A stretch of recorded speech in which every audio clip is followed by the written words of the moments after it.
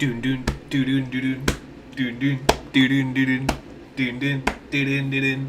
We're here early. Dun dun dun dun dun dun dun dun dun dun dun. Let's go, yo! Hold on, man. I don't think I've ever done a reaction stream like this at this time of the day. Because normally it'll be like earlier, like a couple hours earlier, or it'll be in my normal time, which is at night, my time. So, first and foremost, well, is the audio good? Because if we shouldn't even start talking until we know the audio's good. But if the audio is good, let me know, because I have to apologize to the individuals that normally that are normally a part of these streams, right? That maybe at this point in time they're at work or aren't able to make it because of the short time. Listen, man. What have I told you before? When One Piece is out and I'm free and available, I'm out. And lo and behold, Akash Panda reached out in the middle of me just chilling. And I was like, yo, the chapter's out. And it was perfect, because I would not have been able to do it tonight. So it works. Loud and clear, audio's good, audio good, appreciate y'all. Alright, let me see. Camera. Alright, listen, y'all. Listen. We are here today. For, well, number one, I hope that that we're in at least 720 today, you know? Not pulling what happened last time. But listen, man, it has been a week in isolation. Again, just like last week. So, obviously extremely excited for whatever's about to happen. But when I was told at the beginning of this week, yo, stay off everything, I already knew because we came off of last week's chapter that was absolutely peak. It had to be followed with some peak. You know what I'm saying? So I can't wait for this one, man. And all prayers and love for my little brother, who is going to be taking the SAT tomorrow. So that's how I was like, you know what? The earlier this chapter drops, the better, because I got to go take him to go take that exam. And so I was like, man, if the opportunity presents itself and I could do this earlier than usual, then we'll make that happen. And so lo and behold, that's exactly what happened. It didn't drop on Thursday, it dropped today. And so the moment it dropped, I was like, no, we gotta do this. We gotta do this immediately. And so all love, number one, to the individuals who are joining us here. Like I said, this isn't normally a time slot that I do my streams in. But number two, to the individuals, like I said, that aren't going to be able to be a part of this, but I know obviously would love to be a part of it. It's just, number one, short notice, and number two, different time slot. You know what I'm saying? So we'll go ahead and read off the supers here and the thing, and I think we will be good to go after that. Let me see. We're making it nice and easy for my boy Akash Panda this week, because we've got one super chat and a membership. We got Goalie, who comes in with a 10 and says, haven't read the chapter yet. Here for the ride, brother. Number one, Goalie, I appreciate you so much. Thank you for stopping by. And, if we're going to read this chapter together, we got to do it. We're going to have to read it as soon as possible, because I don't want to keep you waiting. I don't want to keep myself waiting. And if we're both waiting for the dinner, you know what I'm saying, then no time for appetizers, man. We're going to get right into it. And so, all love to you, Goalie. Thank you so much for taking the time to be here.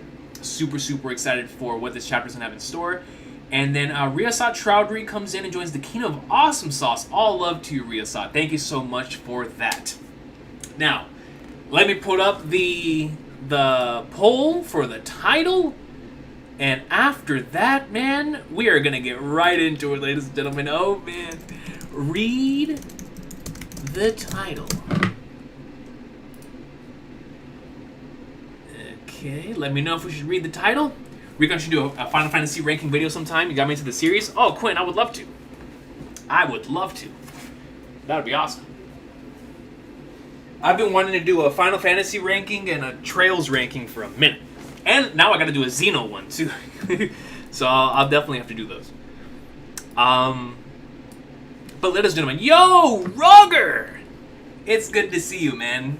Lazy Mofos, shout out to the squad. Maybe PHX, Tetsuya Saul, NL.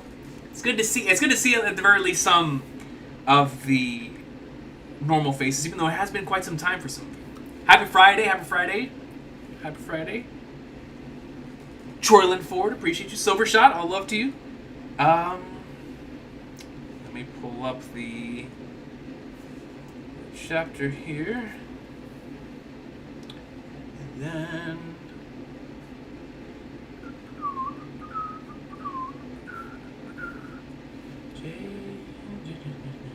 I can't believe JJK came back, bro. In the capacity that it did. I was like, man, super cool. Super cool. But anyways, man, we are here today. I'll let the poll results go up while we do. Yo, whoever just wished luck to little bro, appreciate y'all, man. Yo, everybody who did Riasat, Edel, Tetsuya Saul, Rugger, I appreciate y'all, man. Thank you so much for sending that our way, obviously. I'm super excited because 1080p con, really, this week? For 1080p? We'd love to see it.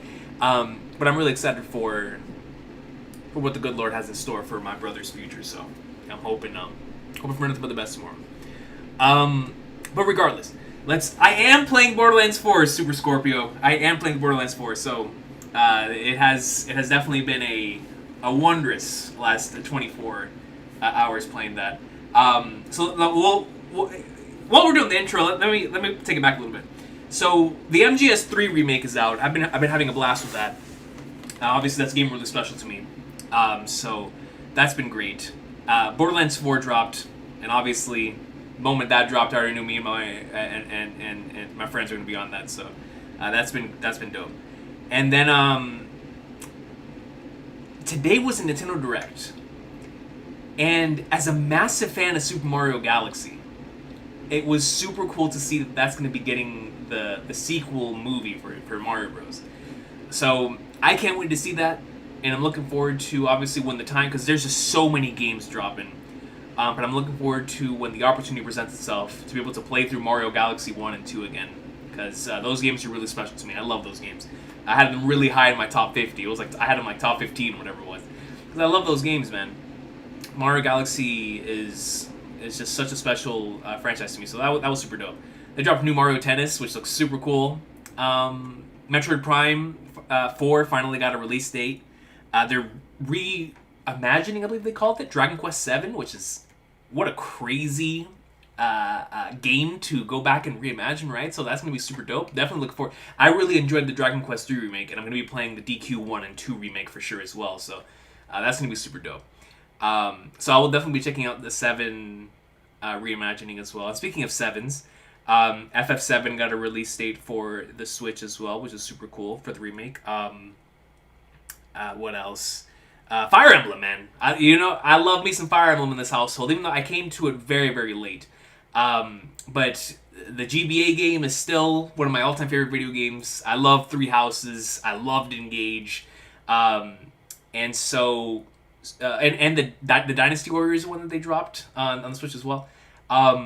So obviously can't wait to try out and finally play Path of Radius whenever they bring that over to the GameCube on my own, because I'd of course seen it before. And same thing with the DS ones whenever the opportunity presents itself. But whenever I saw that trailer drop today, I was like, yes, man, Fire Emblem, let's flip and go, dude, because it has been a minute. But I was hoping that entire direct, like, man, let's get some Xenoblade. Dude, there was one where I was like, Xenoblade, then One Piece came out. I was like, whoa! But it was, of course, for Pirate Warriors, so I thought that was super dope. Shanks has Divine Departure in the next-gen update, which I thought was awesome.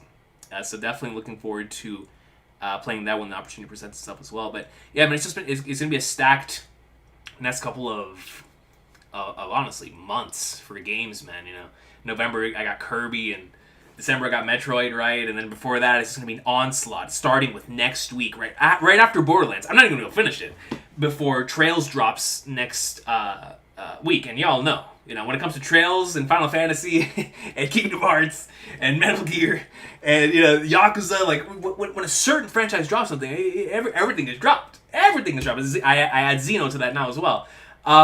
So, next week, Trails in the Sky First Chapter Remake is dropping, so I was like, nah, man, I can't wait for that. But yeah, man, this is a good time. And then they announced the Yeast versus Trails finally got a release date for October 10th. So October's going to be stacked too, man. You got the second Ghost of Tsushima game, which I don't even know if I'm going to be able to play at this point, because I think that same day Digimon drops, and then we got Battlefield 6, and we got the Yeast versus Trails. It's just too much, man. It's I don't know why all the developers were like, man, we got to drop everything now, but it's like, bro, relax. It's too much. But in the midst of all that greatness, ladies and gentlemen, I have to give a massive thank you to all of the individuals that reached out to me very, very earlier in the week to tell me to get off social media, because we're going into this chapter completely 110% spoiler-free, just like the last couple of weeks. So it is going to be a blast going into this one, man.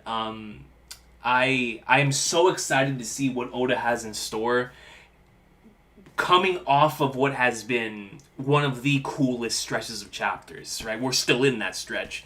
But especially after last week's chapter and how game-changing it was, how it legitimately changed everything that, at the very least, I thought was possible with the whole Davy thing and with Blackbeard and then what are we going to be cooking with the Shamrock and Shanks situation. And there's just so many cool possibilities. Dragon.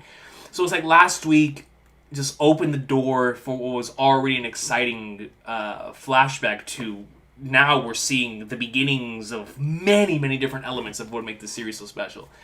So, carrying on to this week, man, I cannot wait to see what is in store in the latest installment in that LDAF greatness, hitting us high and hitting us low in the middle of all of this peak, for us to finally receive what is bound to be our very own look, our perspective into one of the most insane events that's ever taken place within this story, man. We are in the middle of the flashback that is showing us all of what everything goes back to in the modern time, right? Because obviously everything leads back to the Void Century, so whenever we get to that, it'll definitely feel that way. But in the modern time, it really does feel like everything ties back to both Roger's execution and the God Valley incident. So it's like, man, dude, to finally be able to see what could potentially happen in this event, oh my God, man. So we are here today to potentially see some greatness in the one, the only,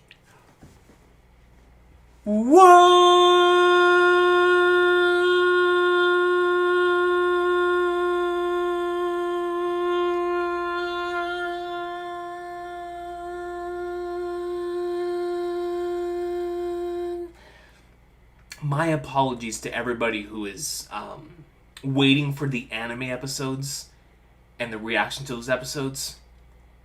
Trust me when I say I can't wait to watch the anime again, man. It is going to be a good time. When the time comes, we're going to be in like so more, and I will be caught up to the anime again before the Gorosei drop. Unless they drop this week. They don't drop this week, right? Do they drop this week? Do the Gorosei drop this week? If they don't drop this week, we'll be good. We'll be good. But regardless,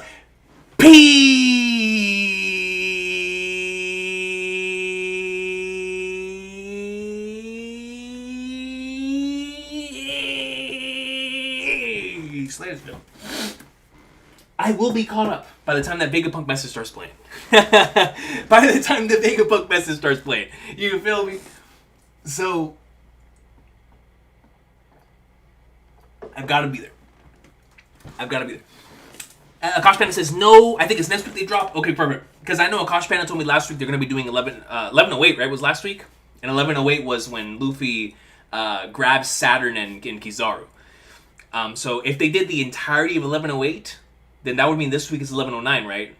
With the precursor of Starfall. So I should have one more week then to be able to catch up before that. Unless, is the anime going on break? Regardless.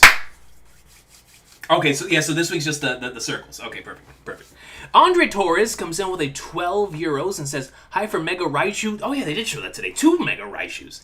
And for this new hype chapter, shout out from our small European country, Luxembourg. Yo, shout out to Luxembourg. All love to you, Andre Torres. Seriously, all love to you. And it's actually kind of nuts because my family and I will get together to do our little small little church services that we'll have together as a family for number one, some bonding time, but number two, obviously for spiritual purposes as well. And at the end of these, we like to pray for countries that we normally don't get to hear about, right? Like countries and places that we don't know if anybody else is currently praying for them at this point in time. And at one point, shout out to my little brother, he brought up Luxembourg to pray. That was like, oh God, I think that was like 2 years ago, 1 year ago. So now every time I see Luxembourg, it always reminds me of that. So, hey, we're praying for you, Andre. We're praying for you out there. Shout out to the individuals over in the wonderful country of Luxembourg. But let's get right into the chapter. It looks like we're going to be good to go for reading the title this week. Akash Panda says break after 11:10, so break after the Gordosei drop in Starfall. Hey, honestly, that sounds like a perfect break point to me. That sounds like a perfect break point. Hey, Silva, man, relax. Silva says best has already started. We don't gotta put that information out there. We don't gotta put that information out. I will be there when the Gordosei drop. I will be there when the Gordosei drop. But all love to you, Silva, man. It's good to see you, dude. So excited for Worlds Collide tonight, Silva, man. I am super stoked for Worlds Collide, especially since how good the first one was. All right. Yo, JD Double Dubs. Yo, Akash Panda, before we start, says there are a couple of mistranslations on page 8, including the cover. I will super when you get there. Okay, so when we get to, I'll just keep an eye on the screen. When I see your name, I'll read it out. Thank you for letting me know that. I appreciate you. 3 episodes confirmed, no break. Perfect. We'll be in like somewhere. Thank you for my sister at the end of last episode. We don't gotta go into the details, man. We don't gotta go into the details, y'all. We don't gotta go into the details. Anyways, let's get into the chapter. With One Piece chapter 1160 titled Holy Sweet Mother of Flag Stars. Let me get the jersey. Let me get the jersey, dude.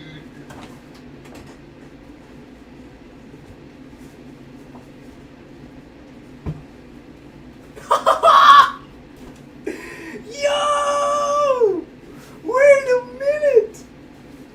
Bro, we can't just title a chapter that, man. It's like we already knew it was coming, but come on. Come on, man. Come on. Oh, man. Automatic.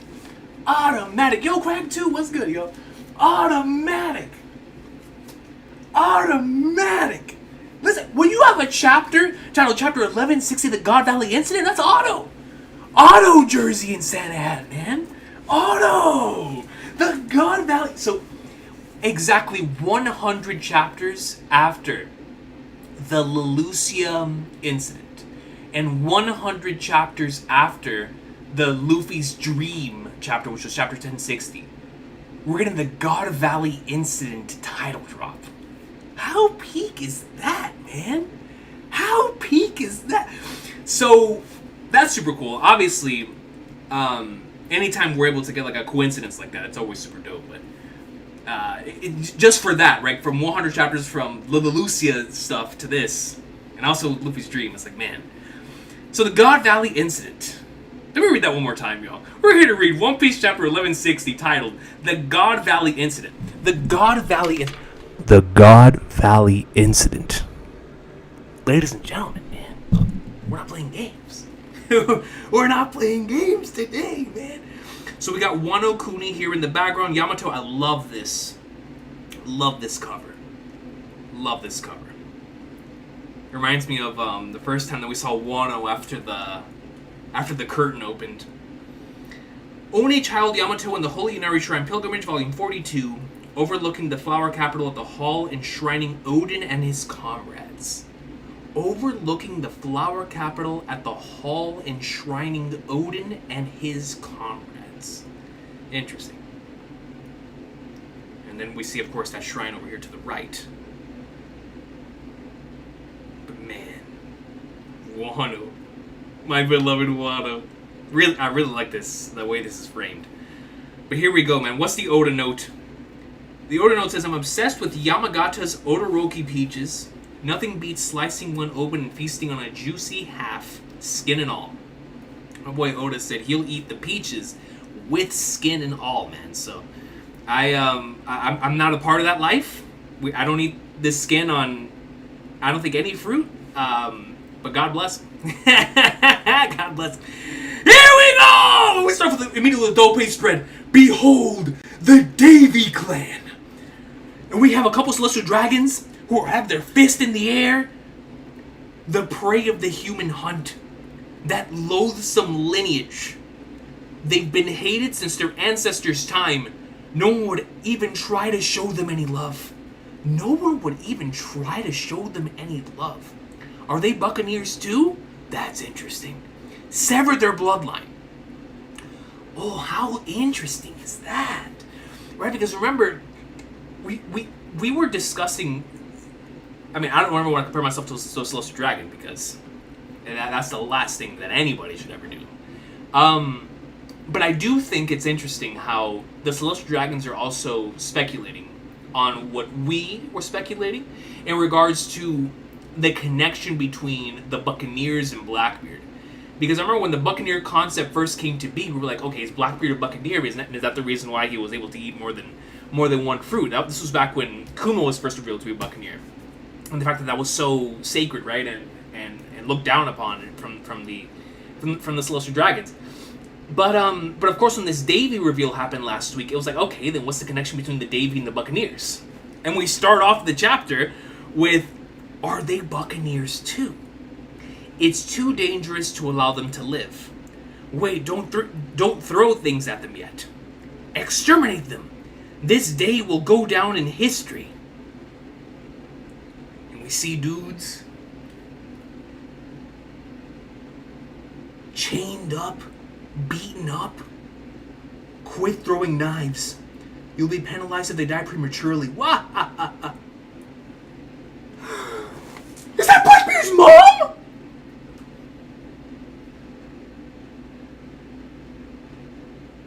Yo, Blackbeard's mom, high key has the Robin eyes. Now, I'm not saying there's a connection. I'm just saying that from an artistic style standpoint, definitely has like a Robin face going here, and the Robin eyes. Blackbeard's mom, yo. Why does Teach's mom look like she's related to Nico Ovio / Robin? Bro, that's what I'm saying. So I wasn't the only one that thought this then. Look at this. Bro, she straight up has the Robin face and the Robin eyes. That is so interesting. Davy D. Robin will go hard. Davy D. Robin will go hard. But look at how terrified Blackbeard looks. And shout out to Blackbeard's mom for protecting him. Look at her. She's bleeding, roughed up, covered in blood and in chains, and still protecting her son. Blackbeard had two goated parents. If only he knew how loved he was. Maybe he knows how loved he is, and that's a part of his internal conflict. I'm looking forward to exploring that later. Whenever we get to the Blackbeard stuff in the end of the series. But man, how fascinating is that? Blackbeard's mom, very protective of him, and we know how Rox feels about him. Man. And these Celestial Dragon Flagnars just throwing knives at them. And Blackbeard's gotta be, out of his mind shook. Look at how small he is. So, this just tells me, and is pretty much confirming to me, that Blackbeard has to be the one in the Holy Land. He went through all of this he'd be the first one chomping at the bits to go back in and get revenge on these Flagnards. So it's like, if it really is Blackbeard that's causing chaos right now in the present time in the Holy Land, it makes total sense. Look at this. Look at his face. That's a face that's been filled with trauma. That is a face that's gone through it, bro. We go over to the other side and we see this flipping Flagnard. So we have the former St. J.D. Legend Garcia and the former St. Figureland Coach Recon. Former, because me and my good brother J.D. do not associate ourselves with these Flagnards anymore. We don't. We don't, man. That is something. I thought about what I said last week. And I was like, you know, even if Shanks were to don the name, I'm not sure if I ever would. Bro, these guys are a bunch of Flagnards. Flagnards. Alright, man. This is quite the find, Garling, and I'm assuming Saturn is talking about Blackbeard. I can only credit fate for it. And then he credits fate. Going back to last week's chapter, when he was talking about how, or that the chapter was titled the Island of Fate, right? I believe that was last week's chapter title. The Island of Fate. So he's like, man, I can only credit fate for being able to find such a thing. Now let's introduce the favorites for the individual competition. Here we go. It's too late for me, but my little ones, I want them to be raised. Dragon! Shanks! By someone with a warm heart. Please, don't hand them over to him. Man, she looks messed up, dude. Garling, you flipping Flagnard, man. It's too late for me, but my little ones, I want them to be raised by someone with a warm heart, please. Don't hand them over to him. Dragon, bro. You and your children may be strangers to me, but I want to help. Dragon! Dragons, I don't care if you're a stranger, man. It's the right thing to do and I'm gonna do it. It's the right thing to do and I will do it. You know, when you see stuff like this, it really makes you think present time Dragon has to be like, because I think back to Guinea, I think back to multiple different instances where he himself must have been wanting to jump into the midst of chaos to save those that he loves. He's doing this for people he don't know. So imagine how it would be for people that he loves. But he knows he can't do it because of his position. So, man, Dragon, dude. It really makes me feel for the dude. Because all he wants to do is help. Look at the way he's acting for someone he doesn't even know. Imagine how he must have felt when Guinea had all that stuff happening. And he wasn't able to do anything about it. You and your children may be strangers to me, but I want to help. If I can't do that much, then I've no business standing here. Monkey D. Dragon, man. Let's go. Let's go. Yes. That's all I've wanted to see from this dude. And we're getting it in flashback form, man. We love to see it, dude. You and your children may be strangers to me, but I want to help. And if I can't do that much, then I've got no business standing here. Dragon, bro. And then we cut back. There are 150 rare rabbits to hunt down. That's not to mention the 13 super rare ones. They're treating this like my guys are like they're playing a video game. They're treating this like ultra rare loot. What a bunch of sickos, dog. They start going nuts like, yeah, a legendary. They're treating it like it's a gacha game. Each of those is worth 10,000 points apiece. 10,000. There's only 1 hour before the hunt begins. Now run, little rabbits. Oh, this reminds me of the panel we got from the first time we visited the God Valley incident. in, what was that, chapter 296, 297? I think it was 296. Is this a joke? Are they really going to kill us? Give us a good chase. Man, dude. Real deal. Continuing the video game elements that have already been consistent with not only Elbaf as an arc, but also with the Holy Knights, as we've seen from them, like treating stuff as a game in the current time. If we can hold out 3 weeks, we'll make it. All we can do is run, find a good hiding spot somewhere. Let the hunt begin. Look at this dude, bro, and he's on. You know what?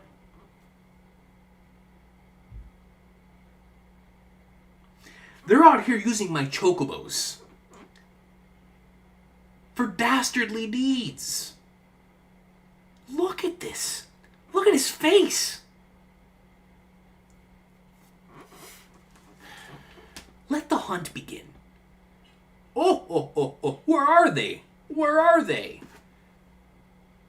Please don't cry.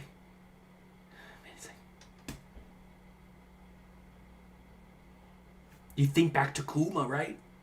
You think back to how many people must have been suffering like Kuma and his family. Yeah. There you are. This man looks like Charlos's uncle.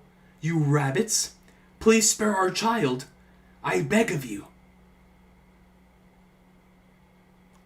They both going to protect the child? Bang. So I'm going to assume they both got shot, or maybe all 3 of them got shot.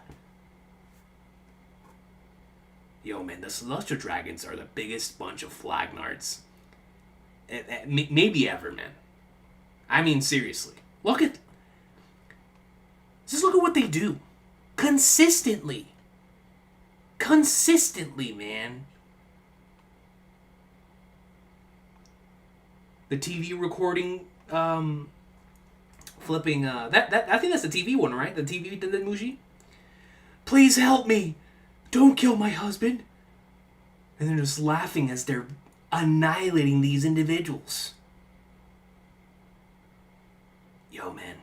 When you see stuff like this, this is why when I made my top favorite episodes video, and I had the Luffy punching a Celestial Dragon chapter or episode ranked as high as I did, it's because of what I said in that moment. I still reiterate this now. It's with every passing chapter, the more you find out about the Celestial Dragons and just how many of them are like this, it adds so much weight to what Luffy did.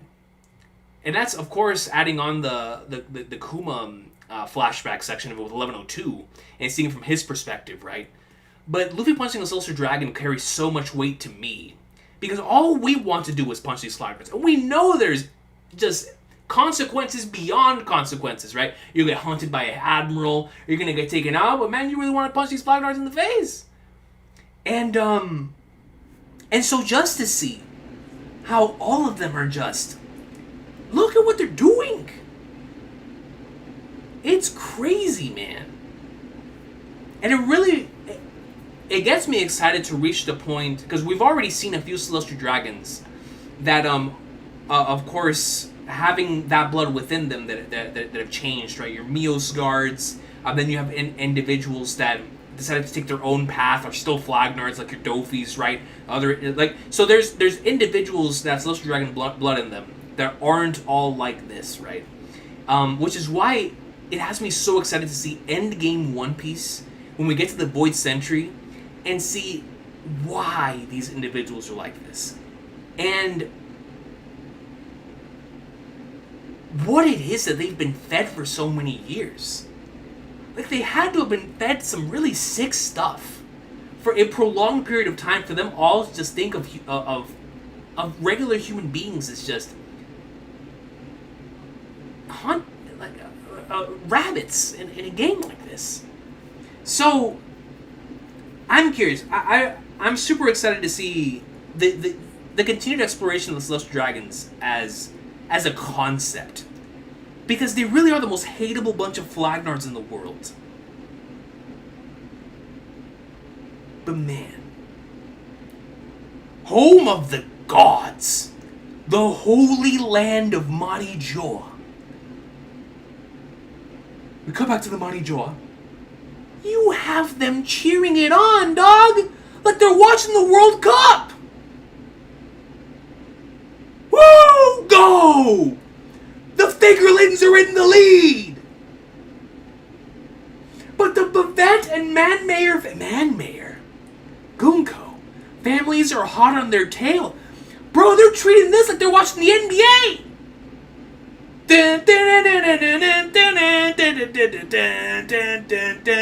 Right? You know, Bob Costas on commentary. Talking about them hunting rabbits.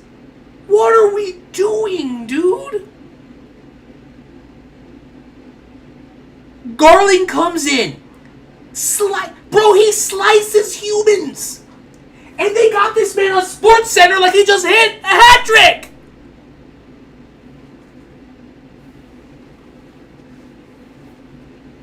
They're treating this man like he's flipping Messi.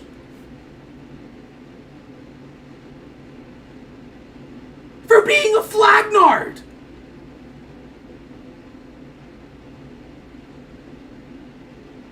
Oh, Garling.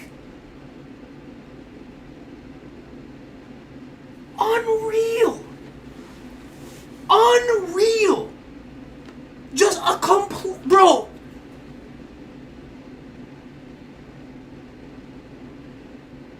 Who did you bet on? Look at this. They have parlays. House Shepherd for the clan contest and Gunko for the solos. Really? Well, it's your choice. But there's only one God Steel among the knights. God Steel. That's a crazy name. God Steel.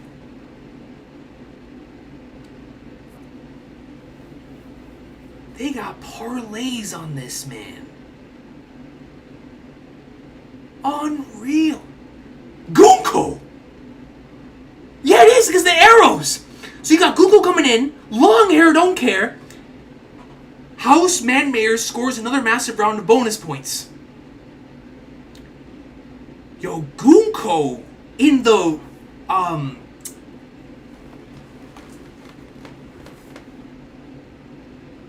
seriously, the LeBron of war crimes. Like, what are we doing? Solo, bro. That's what I'm saying. Like, they got Gunko in the solos like it's flipping Fortnite or Battle Royale. So Gunko, number one, this design slaps. The long hair, the bandage, the Oscar, Lady Oscar. Do you guys ever watch Rose at the Versailles? I don't know what's the actual pronunciation. I've always called it Versailles. But a Lady Oscar, the way she has the shoulder pads, that's one of the coolest designs. But Gunko is rocking like the Lady Oscar fit, even like napkin and all, looking fresh. She's a flagnard, but looking fresh.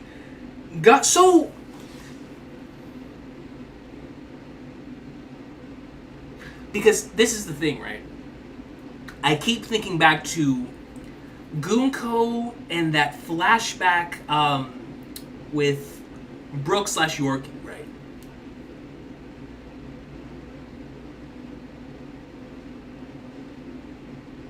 I guess we can think about that later.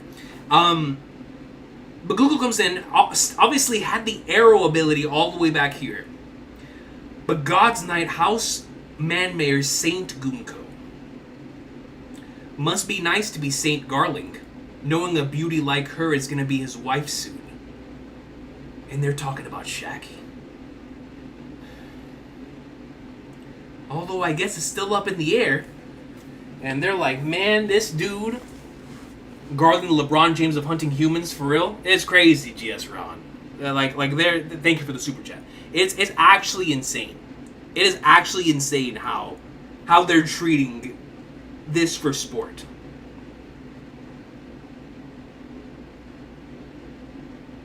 Shaki looks mad depressed, man. And you can't blame her. You can't blame her.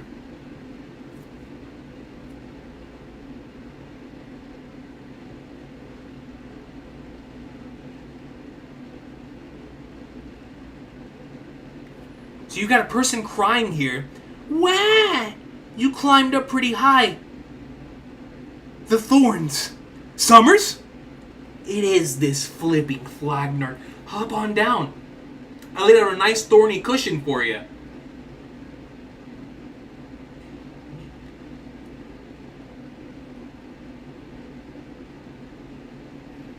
When we get back to the present time, y'all, I don't know who we have for matchups.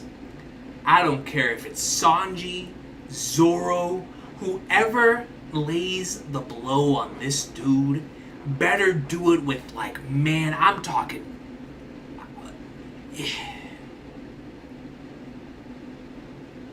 Stop! That's my kid! And he comes in running. Dad! The kid.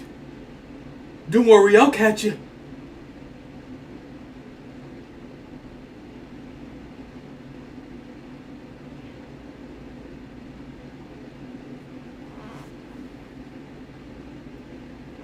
In the present time, y'all, I reiterate this once more. Whoever deals that final blow, man, and knocks this dude out, that's going to be Ifrit Jambe, man, times 10. Ashura, if it's Zoro. What a Flagnard, man. Shout out to True Roofers. I appreciate you, True Roofers. Yeah, seriously, like Vortex said, extremely weak. Like, finds happiness in dealing specifically with children. What a sicko. Akash Panda comes with the 5 and says, TCB translations. TCB mistranslations. Dragon says his platoon will be executed if he defies the Celestial Dragons. The next panel should be, they are all present. Let me see. Talking about the ones I'm about to read? Oh, right here! I think, that is Dragon. Huff, huff. I thought by helping her, I could defy the Celestial Dragons. So Dragon says his platoon will be executed if he defies Celestial Dragons. Yet my entire platoon ended up executed. They were all present, I assume. Oh, okay. So let me go back. So it's right here, right? This one? Dragon says his platoon will be executed if he defies the Celestial Dragons. Instead of, yet my entire platoon will end up executed. Is that what it is? I thought by helping her, I could defy the Celestial Dragons. Is that what it is?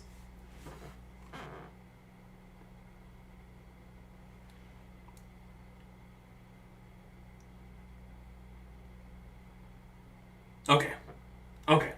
Gotcha. So that's the one. So the actual translation is that his platoon will be executed if he defies the Celestial Dragons. And he goes over and sees everyone down. And this is... You can't blame Dragon for creating the Revolutionary Army. A dude who wants to help people, even those he doesn't know, sees the biggest injustice in the entire planet happening before him. No one's doing anything about it. He decides, if no one's going to do anything about it, I will. It's as simple as that. The birth of Dragon, of the Revolutionary Army, man, before our eyes. And then the other part of the translation is, in the next panel should be, they are all present. They are all present, I assume. Not they were all present. So they are all present, I assume. Naturally, sir. Where the Flagnards did that dragon kid go? Don't tell me he went to meddle with what's happening on the island. So dragons... Is that Ivankov?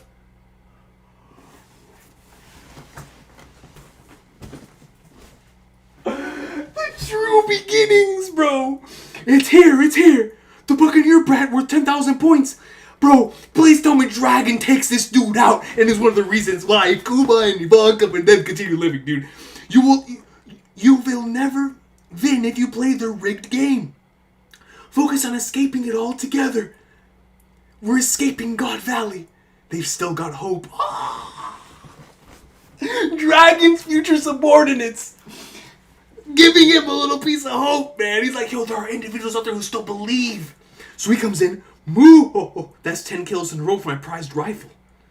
And he goes in, he aims at Kuma, shoots.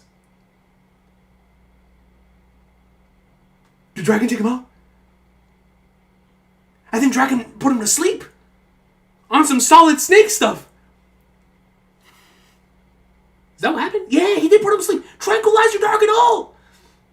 On some solid snake stuff. That's what I'm talking about, dude. So, Dragon was the individual that stopped Kuma from getting shot. And thus allowed them to escape. How cool is that? How cool is that, man? Yo! I thought that Dragon pulled out a Glock and just said, screw it! But now dude is clearly asleep, because you see the Z's. So the brother's definitely asleep. Dang, dude.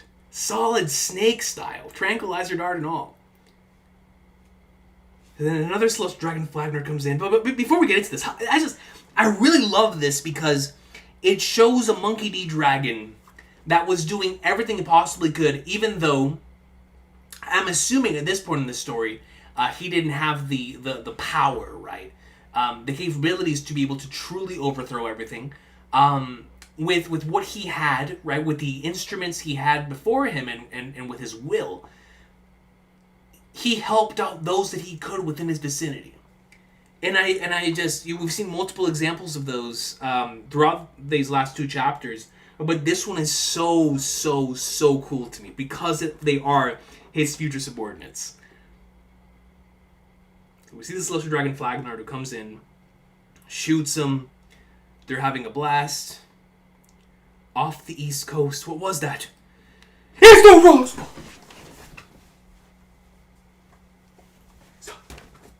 It's time, boys! It's the Rocks Pirates! There's no time, we're being swarmed by the notorious pirates! My boy! Let's go! Double bait spread, and we got big old Whitebeard, bro. Look at this. Rocks in the middle. Yo! Big Mom and Kaido and Stussy and Gloriosa and Chicken. Yes. The Rocks Pirates, man. Listen up, fellas. They've got Shaki here, along with a bunch of treasure, not to mention devil fruits. Ain't no point in us killing each other over this stuff yet. We've got to work together for now. We'll divvy up the booty once we're back, and there better not be any belly aching. Got it? It's a pirate manga, ladies and gentlemen. That was one of the most piratey things I've ever heard, man. Let's go! Let's flip and go! So, beautiful stuff. Very reminiscent to the panel we got originally with the Rocks Pirates. We can't share Shaki. The answer's obvious, isn't it? She'll fall for whoever saves her. Dang right, I'm not backing down. Now Shaki's gonna fall for whoever hauls in the most treasure. Suit yourselves. I'm just here to save a friend. Whitebeard is like, man, y'all take care of business. Or y'all have your own personal agendas. I'm here to save a friend. That's it. If she does fall for me, I wouldn't complain. I'm like, if it happens, it happens. But I'm not going to seek it out. And Stussy's like, what? How could you say that, Newgate? Gloriosa, if I save Shaki, Roger should be grateful, right? That's wonderful. Oh, Choku didn't even leave the island. He's probably banned from the bar. How stupid can he get? Heaven and earth could flip, and Shaki still wouldn't give any of you losers the time of day. Dang, Big Mom. Heaven and earth could flip. That's kind of crazy considering the Domi Reversi concept. But heaven and earth could flip, and Shaki still wouldn't give any of you losers the time of day. What a line. And Kaido says, hey, Lin, you're going to save one of those devil fruits for me, right? There's clear fan service for us right there. That is beautiful. Beautiful, beautiful stuff. So the Rocks Pirates are coming in to cause some chaos in the midst of this horrible event that's taking place. So they're firing. This is tedious. Ram 'em. We've got to get away. Give up, you lousy Marines. Follow me, crew. Comes in. Goes forward. Sends them back. This is bad. The pirates are here. What is the Navy doing? If anything happens to us, we'll hang you all. Excuse me? They're out here just trying to protect him. But that's just us lesser dragons, isn't it? Come in. Please be advised, the West Coast is a danger zone. And we've got Dragon, Shanks, and Shamrock. The Roger Pirate. The Roger Pirates have docked there. On the West Coast. And Dragon continuing to run with Shanks and Shamrock. Look at him, bro. It's a miracle you're both not crying after all this. Those are conquerors, man. Those are conquerors, bro. They don't know, man. They don't know. They don't know what just happened. They just lost their mom. They're just innocent children, bro. And it really makes me feel for Shamrock, man. Like, and it makes me question, Shamrock, why are you still with these flipping flagnards? Oh wait, my camera. My camera. My camera got sent to the right. I apologize. Bro. Okay, I think we're good. Dude, the fact that Shamrock is still with these flagnards after having all this, like, what is keeping him there? What is keeping you there? Get the celestial dragons to the center of the island. Don't let them get hurt. What's going on? Is this the end of the world? First Rocks, now Roger? The Roger Pirates have made landfall. This is the flipping God Valley incident, man. I'm here to say... Let's go, man. I'm here to save you, Shaggy. Roger. Rayleigh got part of the squad. You guys have no chance with her. Focus on stealing the treasure. The Roger Pirates. Save Shaggy. Goes in. Sorry. I guess the game's over. Oh, that's Garling. Garling's like, oh man. Like, yo, Rox and Roger are here? I guess the game is up. What are you doing? Do something.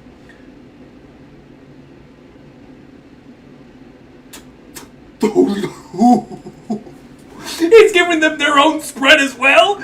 Pull those Marines back and see to it that the Celestial Dragons are protected. And the Knights of God are rallying.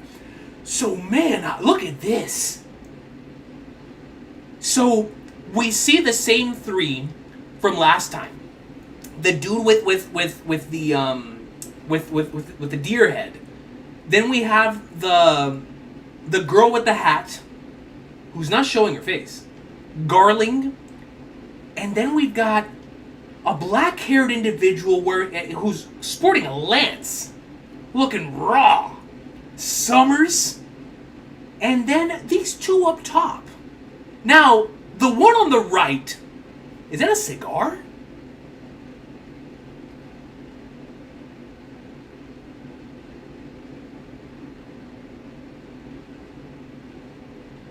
Really cool design.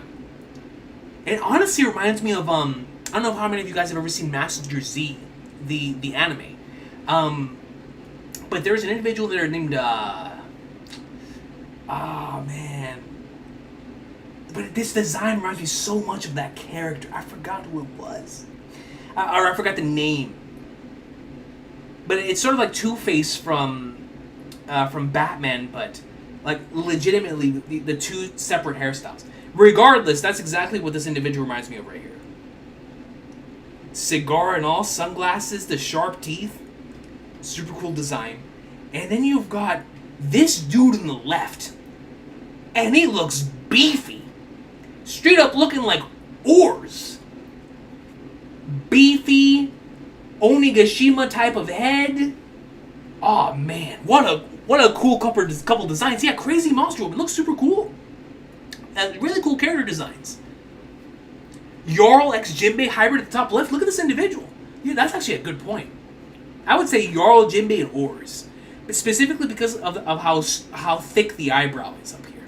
Or the forehead, I should say. Really cool designs for the Holy Knights, man. They look awesome. The Knights of God. All of these characters look cool. They're all a bunch of flagnards. But I love the designs. Gunko's obviously not in the picture, but they're all rocking that. At the very least, Summers, Old Girl, and Gunko are rocking like the Oscar uniform, as I call it. Pull those Marines back and see to it that the Celestial Dragons are protected. The Knights of God are rallying. Really, really cool designs. So all three of the major parties that are going to partake within this God Valley incident are here and we're ready to box. Pirates keep pouring in from every side of the island. Warships commence retaliatory fire. Don't let them land. I think we're done for. Whitebeard! We're boxing! Whitebeard comes in, sends a few of them flying. Shiki does as well. Who's that in the middle? Is this somebody just getting sent flying? I think it is. It's Whitebeard and Shiki double. Oh my god, bro. Whitebeard and Shiki double attack. Pirates keep coming one after another. We don't even know their objective. They get sent flying. Hey now. Cannon Garp!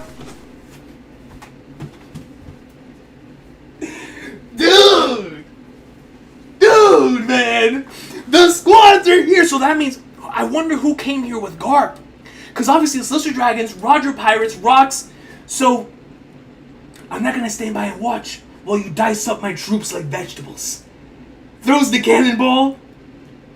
Massive explosion. Rocks and Roger look back. Let's let it go. That ship, it's Vice Admiral Garp. I'm here. Reinforcements have arrived. Oh, you flag guards. Garp's fleet. Is that Bogard? A Prime Bogard? Prime Bogard with his hand on his hilt. That's a strong dude, man. Prime Bogard. Shout out to my boy Steve-O. Prime Bogard, man. Garp. Woo! We're saved. The legends have assembled. Break next week. That is how you let us know that we're seeing the God Valley incident in the most intricate of details. I think what I love so much about this chapter is that it was like a combination of classic Oda pacing with what Oda focuses on after the time skip. And I think what it led to was just a really nicely packed and flowing chapter. Where now we're getting... my thought process was when I saw the title of the chapter, especially coming off of what I was told this week, was in this one chapter, especially after I saw the title, we're going to get the God Valley incident. And so, what I'm so happy about, though, is that no, the God Valley incident is actually going to be spread apart into multiple different chapters. And that, to me, is the most exciting part about it, because I want to stay here as long as possible. This is an event, that is so astronomically important for every single aspect of this story, that the longer we're here, the more we get stuff like we got wait for Dragon. Dragon, for me, even though I loved, obviously, this end part right here with Rocks and Roger and Garp and the Holy Knights coming in, all great stuff, but the highlight of the chapter for me, without question, was Dragon. And I love what we got to see with Dragon there. And it's because we were able to focus on the little small moments with Dragon that is going to allow the big moments to really hit home, man. And so what I love about this is that it's sort of letting us know how this God Valley flashback is going to be paced, right? It just makes me so happy. So happy, because I honestly, going into how fast certain things were moving, it's in particular within the last couple years of the story, I was afraid that when we got the God Valley incident, it would only be like a chapter. And we've already had so many chapters dedicated to this thing that, and then especially after this week's chapter, that just lets me know we're going to be in here for as long as Oda needs to tell the story he's going to tell. And there's going to be no rush out the door. This tells me the Loki flashback is going to end up being the longest flashback in the series. And normally, at the very least me, I used to be a part of the mindset that Oda didn't want to stay away from the Straw Hats for too long because of like the regular readers, right? But I think Oda understands and has enough trust and faith in the readers. I think this is one of the reasons why the Reverie was only 5 chapters. It's because of this very same element that was sprinkled out throughout the rest of the story. But the God Valley incident is different. The God Valley incident in this Loki flashback has stuff that is intertwining with the current material, and it's connecting to everything that we find important within this series. It is like One Piece Stampede, but if what happened in Stampede was the most important event in modern day One Piece. It is fan service fest, but it's such an important fan service fest that when you focus and slow it down and get to see stuff like what Dragon did in this week's chapter, it allows it all to hit that much harder. So I think my biggest takeaway from this week's chapter is that I'm so glad Oda is taking his time with the God Valley incident. We don't gotta get straight into it. We just saw the big players all arrive this week, introducing them all little by bit by bit, getting some Dragon content, seeing Blackbeard's mom. It's like, man, then seeing the Celestial Dragons are a bunch of flipping flaggers as they've always been. But I really love the Dragon stuff, man. I think the Dragon stuff, I think it's because I've been waiting so long to see Dragon material in the series, that now that we're getting within this flashback and we see how this dude actually thinks in regards to why it is that he saves people, why it is that he does the things that he does, as well as a potential look into the injustices that he was talking about when he said that there was no justice to be found within the Navy, that we were talking about last week, which I flipping forgot about when I saw Dragon being a Marine last week. Fraud Recon. But finally being able to see Dragon like this is so cool to me. And I think one of the major key things that this flashback has done so well is that it's mixed hype, super mega fan service piece, with elevating legacy characters in the way that it's elevated characters like Rox and Shaki and individuals like that, while also giving us a lot more insight into the psyche of Monkey D. Dragon and the importance, the true importance of Blackbeard and Shanks and Shamrock. So it's like, I love what he's done with this flashback. Is that we're getting a combination of the best of both worlds. The emotional side that makes the Strahd flashbacks work so well with the Loki stuff, but also the really hype stuff we got from like the Odin flashback here within this incident, man. And it's just, you can tell that Oda has been wanting to do this for a long time because of, number one, how long he's been building up the God Valley incident, but number two, how much time he's taking here. No rush. Let's let it play out. And it causes the chapters to flow so well, man. And I'm so happy. Because like I said, I was scared. I was scared that the God Valley incident was only going to be like a chapter, that's it, we're peacing out. But man, dude, the last couple of weeks have really proved me wrong. And we're really taking this one step at a time. And I'm so glad because this is something that all of us have been looking forward to. All of us, man. I mean, we wanted a movie for the God Valley incident. But to know that we're getting it piece by piece, not skipping out on a thing, seeing it from multiple different perspectives, it's just so cool, man. So I can't wait for when we get off from the break week. Oda deserves his break. He has been cooking at the highest level. But when we get off of the break week, I am so excited for the actual God Valley incident to take place.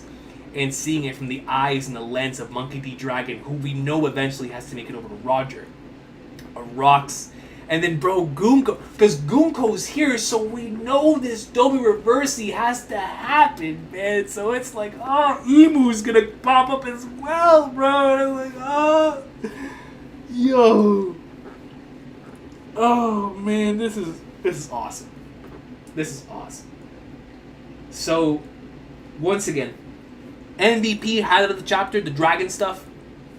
Absolutely loved it. Absolutely loved it. And biggest takeaway, so glad that Oda is taking his time with his flashback, man. I really am. I really am. This is one of those things to where if we need to be here for 20 chapters, baby, no one is going to complain a word. 2 volumes, we're good. We're good, man. I can't even believe I'm saying that. Because I remember the Odin flashback was like a volume and some change. It was like from chapter 960 to 975, so 15 chapters. We are right now in the Loki flashback. 10. I think we just hit the 10 chapter mark. So, man, I will take another 10 chapters in this. Easy, bro. Are you kidding me? So, man, awesome stuff. Dragon, bro. We finally got to see Dragon do his thing, and potentially, why does he start the Revolutionary Army to begin with? Beautiful stuff. Beautiful stuff, man. All right, let's go ahead and let me read out the supers right here. So, were there any I missed out on while I was going in? I'm in Kamal came in with a 2 and says, "Bro, tell these folks we are in the peak domain of peak domain One Piece." Listen, definitely in my peak domain of One Piece. I'll tell you that. Like, yeah, this is all I've ever wanted.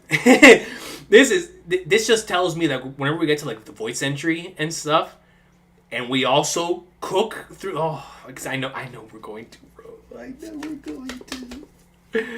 Oh man, we really are, bro. This is so much fun. So much fun to read. All love to Eamon Kamal. I appreciate you. Then, of course, True Roofers who came in. Shout out to True Roofers who came in with $1. All love to you, True Roofers, man. Truly appreciate you. And like I said, anytime we know True Roofers comes in, we know it's gonna be a banger. And it most certainly was. The Book of Eli comes over for 2 months and says, "Big up every time, Recon. All love to you, man. Loving this hat trick of chapters moving like Prime Messi, Barca. No, straight up. That is exactly how we're moving right now." Also, I think the lady on the right is Killingham's mom. So I was thinking about that, right? Because the first thing I thought of when I saw the monster part of the design was, Jude Bellingham. Jude Killingham, as I call him. When I saw like the rest of the design. So I think you're right. I think that very well could be Jude Killingham's mother, especially if we're already doing this connecting so much of the God Alliance into the current stuff, and with the Holy Knights, right? We know Shamrock is a part of it now. So if we see Garling being here, and then of course that passes over to Shamrock, and then the one of them, another one, this individual being potentially Killingham's mom, also leading into that as well. I think it would just work, and I think you're definitely on point with that. I love that idea. And then the book comes up with a 5. It says, "It just brought to my attention the Shanks, Roger, Luffy, and the Shamrock, Emu, WG, and Blackbeard rocks, showing the juxtaposition between all the factions at play." Bro, legit, man. Legit. And how it parallels with with this time, the present time, and what I'm going to assume is Void's entry time as well. It's something that's been very consistent throughout the course of the story, and the more that Oda adds on, the more he's added on to the other elements and layers of it too. So it's just been really interesting the way that we've been doing this, but especially lately, man. Especially with like this Davies stuff, and it's really, really interesting. Uh-oh. Uh-oh. Uh-oh. Uh-oh, man. Oh my goodness. He's here. Everybody run. Everyone run. The plushie is here. Oh man. Oh no. Instant Messenger Sama appears with a 20. And what in the world is that? Is that a black belt? Comes in and just drops a black belt. Yo, that's scary. That's scary.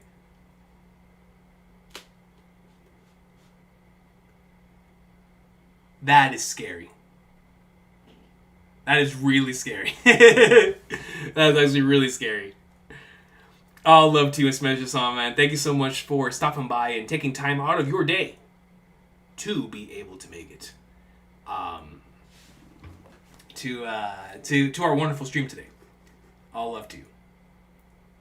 All love to you. That's right. If Emu knows karate and is a black belt, we're gonna need Extreme Toon Force to take care of that. Extreme Toon Force.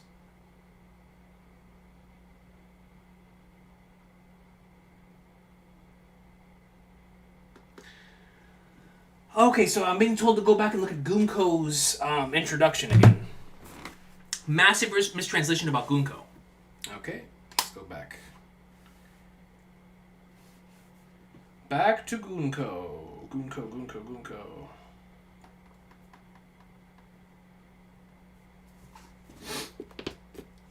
So here we see Gunko. The Celestial Dragon said that she is still one of the Knight's hired hands. God's serving blade. Oh, that's what they were talking about? The steel? God steel? They were talking about Gunko? Who did you bet on? House Shepherd for the clan contest and Gunko for the solos. Really? Well, it's your choice, but there's only one God steel among the Knights. God's serving blade. Her intro also says God's serving blade, not God's Knight. Oh, so instead of God's Knight here, it says God's serving blade. That hits so hard with what we know Gunko is, which Gunko is the individual who serves in Emu's quarters, right, in the flower room with the sword. God's serving blade. Oh, that's such a cool epithet. But specifically in context. Yeah. That is so cool. Always in the flower room, exactly. God's serving blade. Either way, God's Steel and God's serving blade, both of them super, super cool names for Gunko, and they both fit to me. Or God's sword, like Vortex says. It's truly crazy how every time Gunko appears, we're giving another puzzle piece about her character.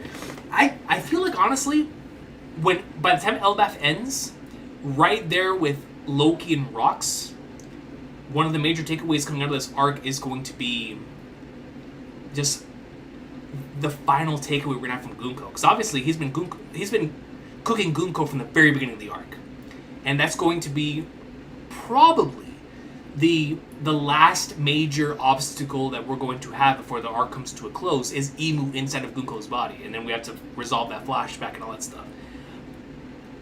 But when we finish this arc, Gunko is going to be one of the three major takeaways from it. It really does feel like, even above someone like Shamrock, because of the focus and how, like you said, every time we cut over to Gunko, there's another really interesting piece of information that is added onto this character. Honestly, Gunko reminds me of like when we first started hearing about Blackbeard, and every time we saw him, we got another new element of his character that we could speculate and think about, except on a smaller scale. Where every time we cut to Gunko in any capacity, it's like, how interesting. How interesting.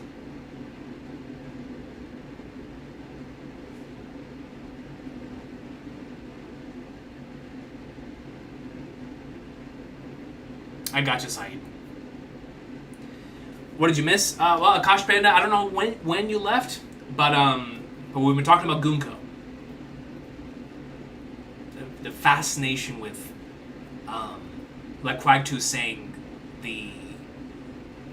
the way that this character is named, specifically that, right? Going into what Saeed said about God's serving blade, and I think about the Brook flashback of it all, and the Sashiorki stuff, and the fact that Emu was able to take direct control of this character. Like, there's so much I want to know about Gunko.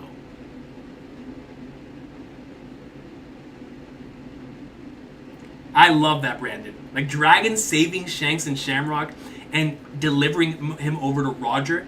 It's because, remember what Shanks' mom said. Shanks' mom said, Please deliver them to someone who has a warm heart. Right? That's what that's in this chapter. Let me see. Let me go back.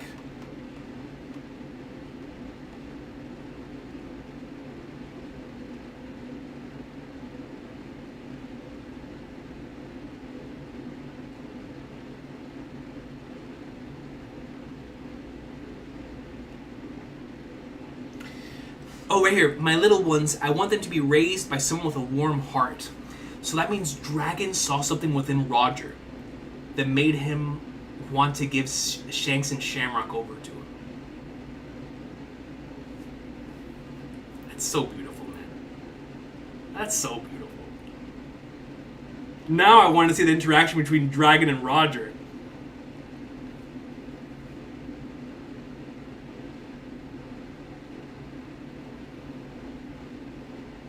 With her allegiance, my vision is fully augmented. His Dimension Selma is amazing.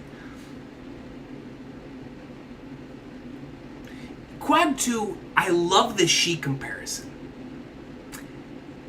And I think I love it, number one, obviously because of the design, but I love it, number two, because it might also represent what Princess Zelda had to do. And how... Well, I don't want to spoil a game that's really iconic. I mean, I guess at this point it doesn't really matter, but I'll put it like this. I think we may get something really, really cool that we could compare Goonko's situation with the Zelda and Sheik situation. I'll put it to you like that. I'll put it to you like that. We might be heading down that type of path, which would be really interesting.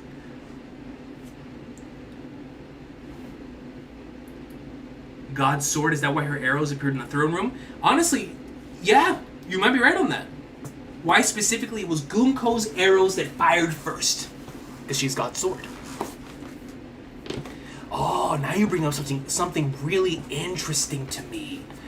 Because obviously, Nika has the sword, the shield and the sword, and in present day context, one could say like Sanji's the shield for Luffy, and Zoro's the sword for Luffy.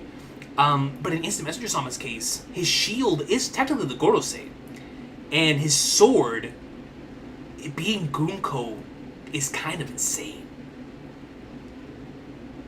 Because you're right. You know, we've been thinking about it. Why the arrows? Does that mean that Emu was in control of Goonko's body at that time? But no, it might just actually be Goonko being there too, fired off the arrows.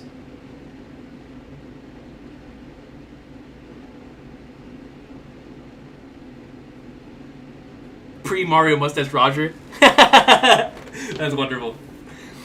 Ocarina of Time story discussion? Yeah, we can do it. You know something? Let me save your comment, because I'm going to talk to AJ in a few weeks about Elbaf. And I'm going to bring up this comment. I'm going to bring up this comment about Sheik up to AJ. And we'll have a Zelda One Piece discussion, because I know how much he loves it. Let me save that comment.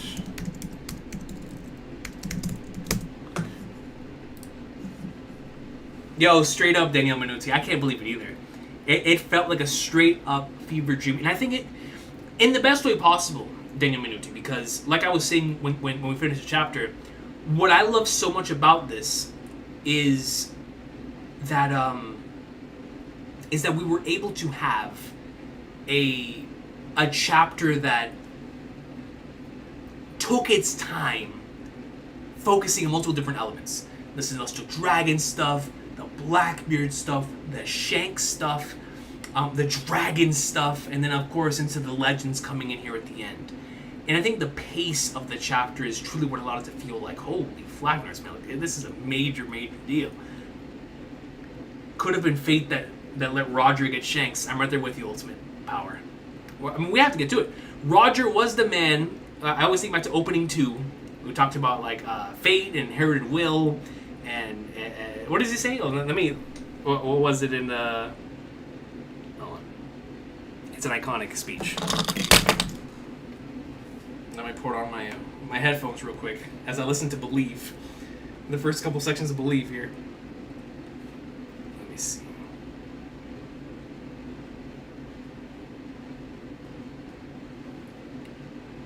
Where is it?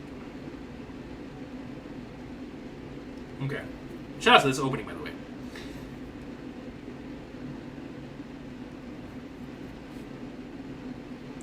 It was inherited will, the destiny of the age, and the dreams of the people. Those are the things that will not be stopped. As long as people continue to pursue the meaning of freedom, these things will never cease to be. And listen, that is more than likely what has allowed Dragon for Fate to be able to reach Roger and allow Shanks to be able to land with him, right? So, not for sure, Saeed, and I think that's ultimately the thing that I've been thinking about, is whether it was Gunko as Emu that delivered the arrows, or it was just Gunko. I paused playing. Oh my god, I forgot to talk about Silk Song, bro. Dude, I have been loving Silk Song so much, man. I'm getting whooped, but that is what I have mainly been playing.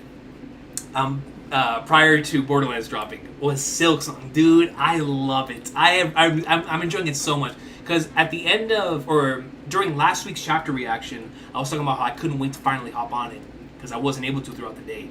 And yo, I love it. It is so good. It is so good. Shout out to Silk Song. But Daniel Minucci, thank you for pausing Silk Song, because that, like you said, that is definitely saying something. Shout out to that game.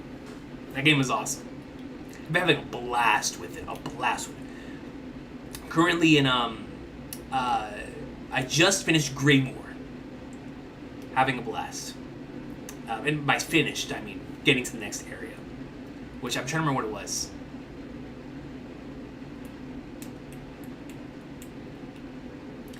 The way the twins look at Dragon while being saved, I don't think Shamrock went into the Holy Land like nothing happened. He must have talked with Shanks about what happened. He's probably working with Dragon. So you're telling me both of Luffy's fathers are working with each other? I'd be down for that. And listen, there was a y'all remember that? Because there is a fan. I don't know if it was a fan made chapter. Because there was an Oda drawing about the Holy Land on fire, and then there was like fan made artwork made out of Dragon and Shanks pulling up on the Holy Land. And I've always loved that idea. So if we ever get to the point to where we have Dragon and Shanks working together, I'm down for it. Listen, from a hype standpoint, that might be the thing that brings the house down. That might be the moment that brings my entire house down. You know what I'm saying? So, that might be the one. That might definitely be the one. Big dude in the first page, maybe wearing a straw hat. So it's in the first page.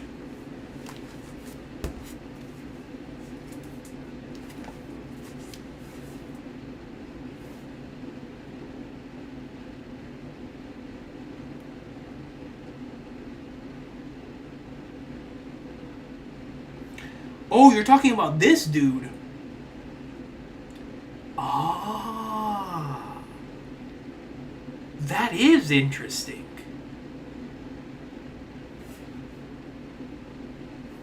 Now, of course, I'm not insinuating this is like the giant straw hat or something, but that is a big dude. That is interesting. That is very, very interesting. Good catch. I just thought it was a normal hat. It definitely has the shape of the straw hat for sure. Good call.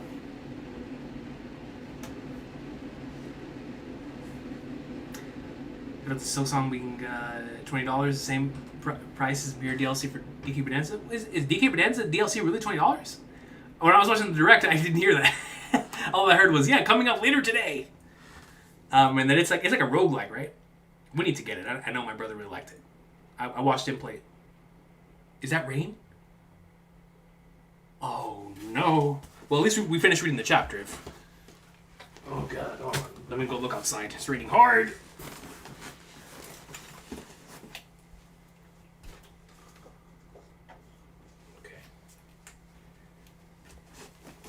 Flipping Flagnards. Yeah, it looks like a Straw Hat Gustav. That's a really good catch. Aaron F. comes in and says, we must have at least 7 chapters left for the flashback. I really want to see this flashback for another whole year. And that's the thing, right? It's like I've continued to talk about in regards to this flashback and why Elbaf is so much fun for me. Because I was already really enjoying Elbaf before we went to this flashback. Then this flashback hits, and it's like, dude, either way, whether we're in flashback piece or in present piece, it's gonna be peak. Bro, when we get out of this flashback, whenever that happens, I have no idea when that's gonna happen. And it feels like it'd be another 5-10 chapters, and we could let it be 5-10 chapters because I'm loving this flashback.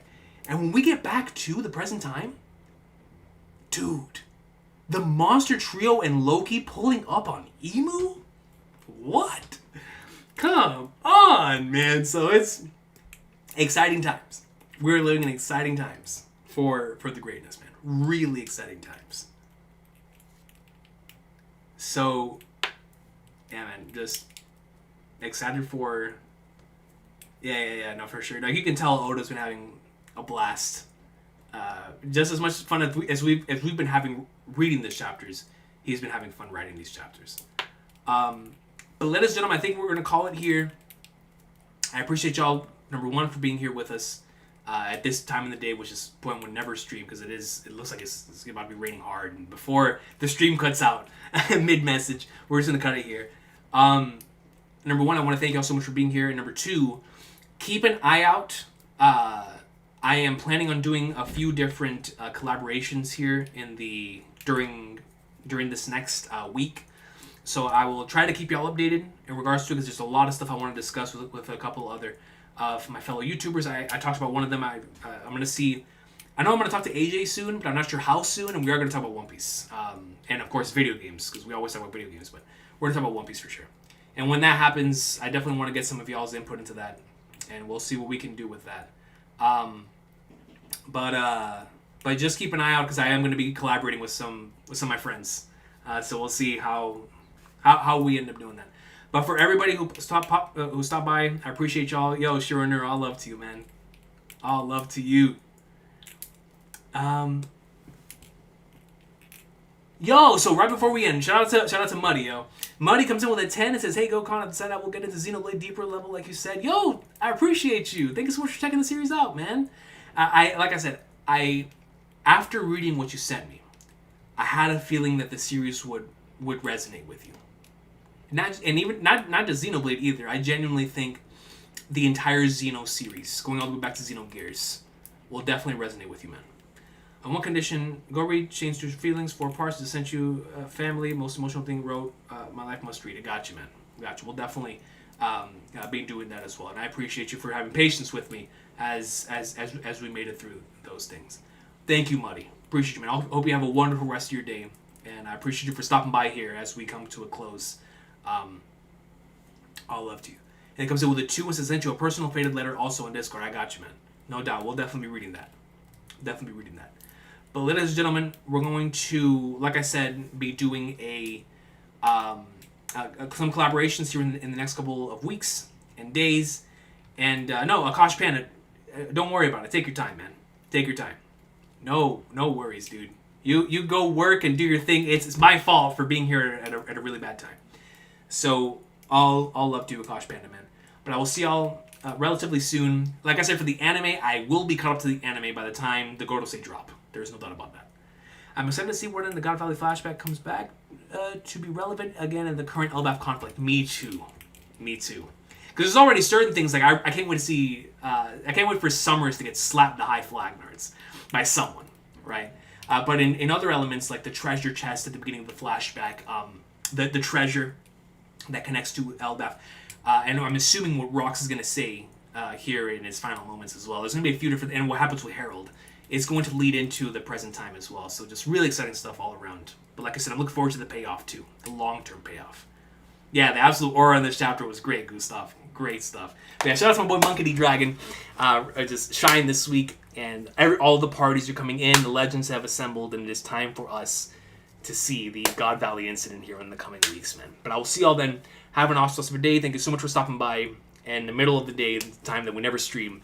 But I appreciate y'all for being here. Thank you so much. And all love, and thank you so much to everybody who told me to tell my brother the thing. Hope all goes well tomorrow for the thing. So I appreciate y'all. Thank you so much for your thoughts. And we will be up in the lake somewhere for our next journey and our next adventure. So we'll see y'all. Take care. And I can't wait for this next chapter, man. This next chapter is going to be so peak. So peak. All love to y'all, man. Danielle, Silvershot, Crag 2, Shiro Nura.